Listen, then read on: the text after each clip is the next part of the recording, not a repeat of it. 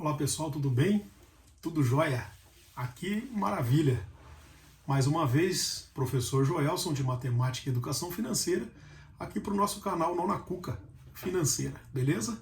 Estamos aqui mais uma vez para uma conversa, uma boa discussão, um bom entendimento sobre o mercado financeiro, né? Sempre a gente conversa com professores muito próximos da gente, com amigos, né? Familiares, e algumas perguntas muito pertinentes, algumas perguntas muito interessantes são feitas e geram muitos estudos. Isso é muito bom para todos nós, tá? Então, mais uma vez, estou aqui com as minhas anotações, né? O meu esquema de fala de hoje, tem livros e tudo mais. Esses dias mesmo eu mostrei para vocês esse livrinho aqui, né? O Jeito Harvard de Ser Feliz. Estou lendo ainda, muito bom, já consegui tirar muitos insights ali, uma coisa incrível mesmo, muito legal, tá? Mas o que nós vamos falar hoje é o seguinte, eu achei muito interessante que hoje eu estava numa aula, num colégio, e um dos alunos, né, infelizmente eu não posso citar os nomes, né, mas digamos assim, eu vou colocar nomes fictícios aqui, né, conversando com esses alunos, né? Não vou falar nome não, é melhor não falar, né? Que daí vai saber lá se é de verdade ou de mentira, né? Então, no início da aula já propus ali alguma atividade, fiz a chamada, corrigi umas coisas e tal, e aí sobrou um tempo, então alguns alunos vieram para mim e falaram: professor, fala um pouco de investimento aí pra gente, o senhor já trabalhou o ano passado com educação financeira com a gente, esse ano só matemática, fala um pouco aí de bolsa de valores, de investimento, porque às vezes a gente fica com medo. A gente fica com medo de investir. Daí eu falei, opa, tá aí a chave. Tá aí a chave para uma boa aula, para aí uma chave para um bom vídeo, né? E aí eu expliquei para eles ali como melhorar isso, né? Para que não tenha medo. É claro que o medo faz parte de uma reação de proteção. Isso é óbvio, né? Sempre vai acontecer. Todos os investidores, por mais que estude um monte, se dedique um monte, ele tem sim uma parcela de dúvida. Será que o meu estudo até esse ponto foi suficiente? Né? Então sempre tem ali aquele quesinho, aquela interrogação. Então sempre tem o medo. Né? O que deve fazer é estudar cada vez mais, procurar maneiras de minimizar, né? De minimizar as percas. Porque na verdade a pessoa tem medo de perder o capital. Né? A pessoa trabalha tanto, né? Produz, né, aquele fruto do trabalho, pode acabar gerando uma ruína, né? Perder aquilo que está se investindo. E para minimizar esse medo de perder, né, tudo aquilo ali, então existem algumas estratégias. Né? Então eu fiz algumas anotações aqui, e aí eu preciso passar para vocês, porque assim, esse receio, né, esse medo de perder é um desafio, a mente traz isso para nós, né? Porque ela busca informações no passado para se embasar no que nós estamos propondo no presente para a mente, né? No presente ali para ela. Então a primeira ideia é, vou fazer o investimento. Então o cérebro ali rapidinho busca informações no passado sobre investimento. E infelizmente as informações do passado sobre investimento no nosso país não são boas informações. Né? Porque, por exemplo, um investimento que se falava, e se fala bastante, é investir em poupança, né? Que os bancos oferecem aí com tanta facilidade, mas investimento que, infelizmente, com muito baixa, né, rentabilidade. Né? Aí, algumas crenças limitantes que nós ouvimos de familiares, de amigos de familiares em rodas de conversa, de gente próximos. Então, por exemplo, investir é muito arriscado. Então a gente ouve isso uma vez, 2 vezes, 3 vezes, 10 vezes. E fica essa informação gravada. Então o cérebro vai buscar essas informações quando você fala em investimento. Né? Investir é para rico, né? Fala dessa forma, eu já ouvi bastante isso. Investir em bolsa de valores é investir em papéis. E esses papéis não têm valor. A gente não sabe de quem é, para onde vai, onde é que fica guardado e etc. E fica mesmo estocado na B3, né? Vale a pena falar sobre isso e pesquisar sobre isso, tá? Então, outra crença limitante que eu já ouvi também algumas vezes, bolsa de valores não é para nós. Deixa isso para lá, não mexe com isso não, porque isso aí é coisa de gente rica. Mas é exatamente o que a gente quer, melhorar a situação financeira, né? Então é coisa para nós sim, só que nós temos que aprender. Então essas crenças limitantes, elas vieram, eu pesquisei, estudei isso, e eu achei um motivo. Eu achei um motivo. Deve ter outros, é claro, que se você conversar com seus familiares aí, com mais de 40 anos, 50 anos, eles podem lembrar de outros assuntos. Mas eu lembrei de um. Eu lembrei de um. Que lá em 1990, eu anotei aqui na minha ficha, ó, em 16 de março de 1990, 80% do dinheiro que estava depositado nos bancos, nas contas poupança, um cidadão chamado Fernando Collor de Mello foi lá e segurou, congelou todo esse dinheiro. Então ele não permitiu mais que valores acima de 50 mil cruzeiros, perto aí de 8 mil reais, 6 mil reais, não fosse sacado mais das contas, valores superiores a isso, tá? E aí, eu me lembro de ter lido, é claro, né? Me lembro de ter lido, de ter estudado sobre isso, onde muitos depoimentos trágicos de famílias que venderam casas, venderam carros, venderam sítios, e o dinheiro estava na poupança por causa das altas taxas de inflação, que passava de 1.700% ao mês, né, ao ano, desculpe. Ou até um mês mesmo ali, mais de 1.000% ao ano, vai dar muitos milhares de por cento aí, né? Então são situações que causaram muitos traumas, né, em amigos e familiares dos nossos antepassados aí, tá? E por isso essas crenças ficaram tão terríveis na nossa mente e vieram passando de geração em geração.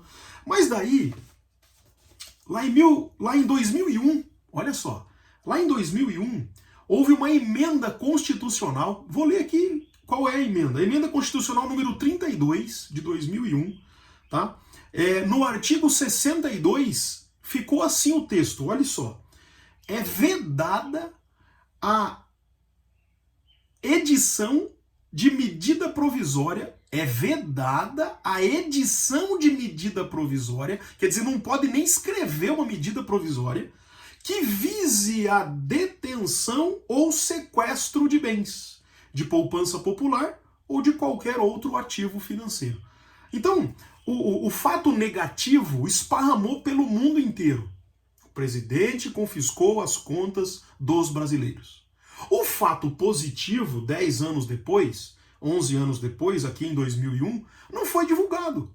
Quer dizer, aquela crença limitante de que o governo tem esse direito de entrar na sua conta e destruir aquilo que você guardou, né, que você está reservando, isso agora é protegido pela nossa Constituição. E isso não deve mais acontecer, e se acontecer, a probabilidade é muito pequena, tá? E aí existem alguns investimentos, e isso também não é falado, que é totalmente imune a esse tipo de confisco. Por exemplo, os CDBs, não vai, o confisco não pega eles.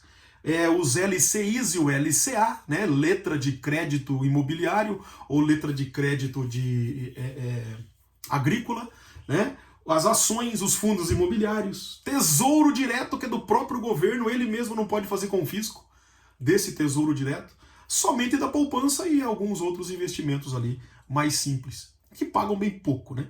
Então esse tipo de situação trouxe umas crenças, esse medo realmente de perder, né, de desaparecer o dinheiro da conta, tá?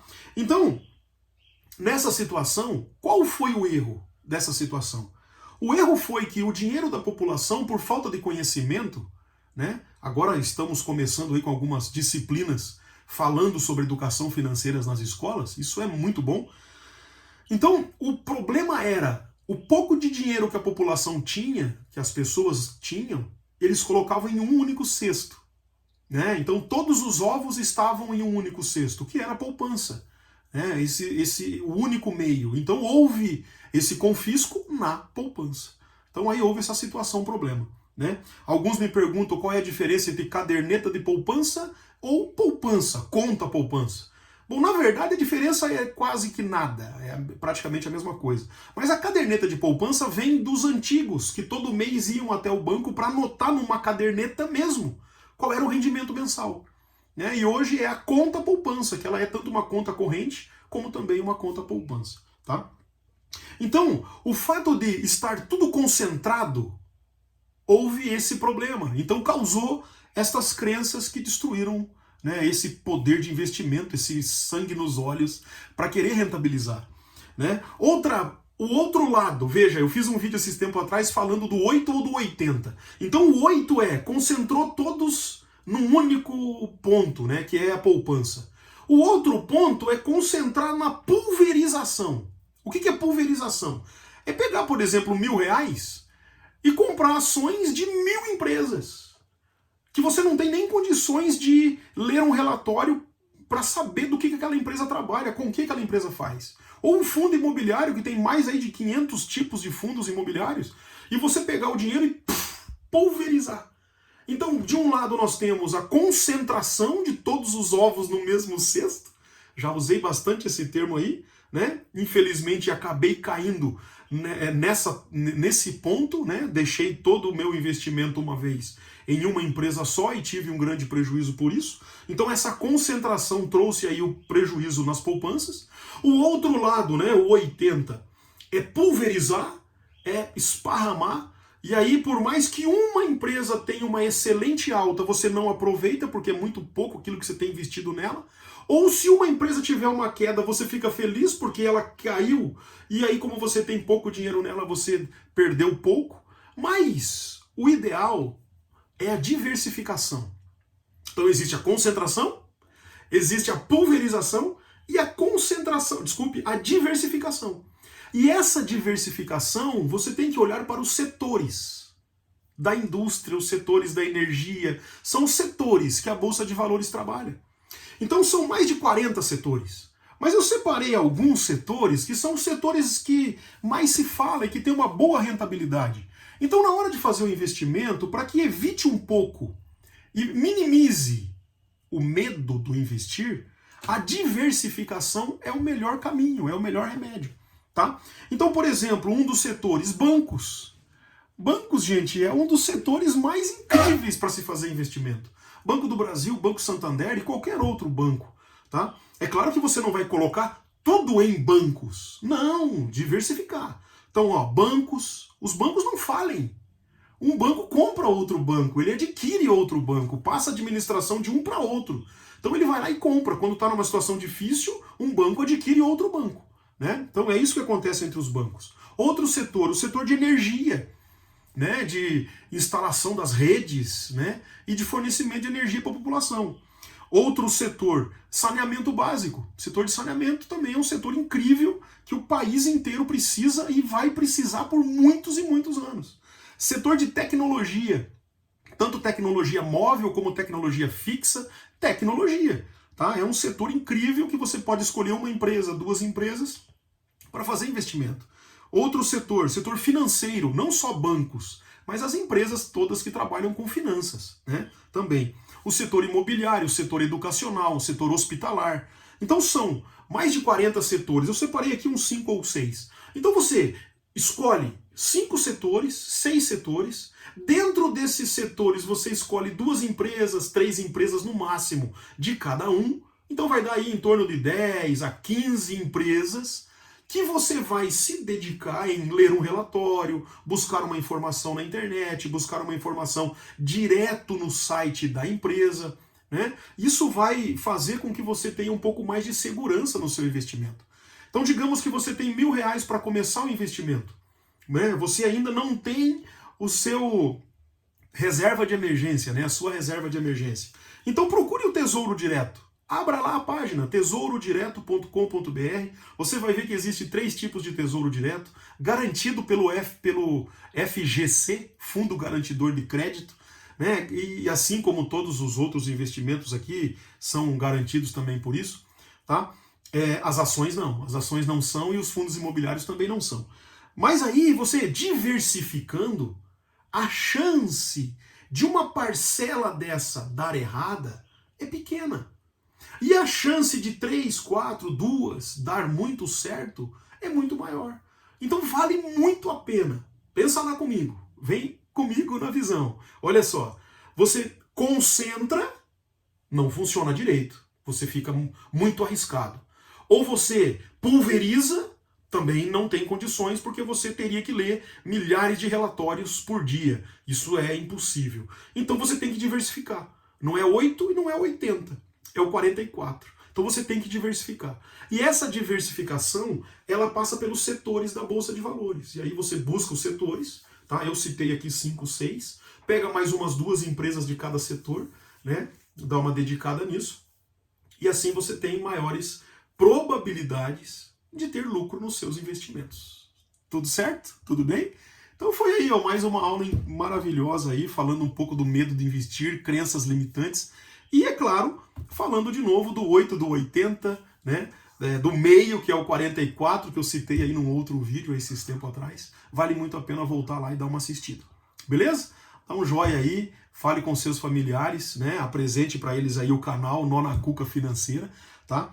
E mais um conteúdo incrível aqui, gente. Vale a pena voltar, assistir de novo, ouvir de novo, fazer as anotações e, é claro, sempre estando com o computador aberto, como está o meu aqui, e pesquisando sempre, estudando sempre, tá bom? Um forte abraço a todos, fiquem com Deus e até a próxima. Já já é terça-feira de novo. Até mais.